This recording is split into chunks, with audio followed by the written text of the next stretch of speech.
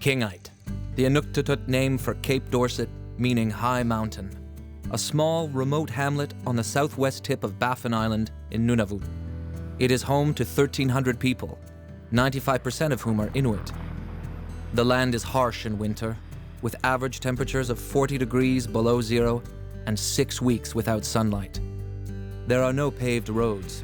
Snowmobiles and ATVs are the main means of travel for all family members. The traditional Inuit way of life is in evidence everywhere. Women wear the amauti, with a hooded pouch to carry their babies. Hunting still provides a primary source of food. Caribou and other game are staples of the Inuit diet. And traditional culture is passed on from generation to generation.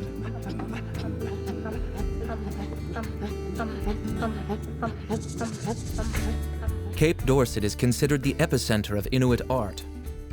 It has the longest history of traditional Inuit printmaking in Canada, and its carvings and prints are marketed worldwide through a highly evolved infrastructure. Established in the late 1950s, the West Baffin Eskimo Cooperative was the first Inuit-owned cooperative operated by its members. For over 50 years, the co-op has provided an outlet for artists to create and market their art. Serpentine, the distinctive dark green stone used for carving, is found within 70 kilometers of Cape Dorset. Locals bring the raw stone to the West Baffin Eskimo Co-op, where it is weighed and its value determined. The co-op provides the raw materials to the carvers, who in turn supply it with the finished product. Carvers work outside their homes, in all weather conditions, working the stone in a cloud of dust until the figure emerges. The stone is then sanded and polished, and the completed piece brought to the co-op for sale. There are more than 60 carvers living here. Printmaking is equally renowned in Cape Dorset. At the West Baffin Eskimo Co-op in the Kingite Studios, a series of prints is produced each year. The stone-cut print is unique to Canada's north and has been the chosen medium of the Kingite Studios for 50 years. This Loon Print is the largest ever created, with a template carved in slate. The slate surface is carefully inked and the delicate paper placed on top. The ink is pressed into the paper by hand and the finished product gently lifted off the template. The print is one of 50 due to be released in the fall 2008 collection.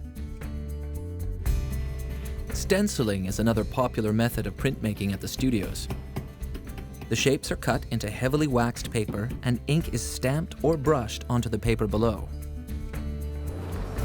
Master printmaker Pitsolak Niviasi mentors and trains 3 younger men in the art of lithography.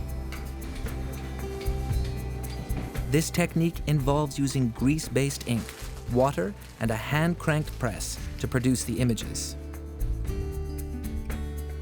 The West Baffin Eskimo Co-op provides materials and studio space to any community member interested in acquiring printmaking skills. Many a celebrated Inuit artist got their start at the Kingite Studios. Perhaps the most famous Cape Dorset artist of all is Kenojuak Ashawak. Now 80 years old, Kenojuak has received numerous honors, including the Order of Canada and the National Aboriginal Lifetime Achievement Award.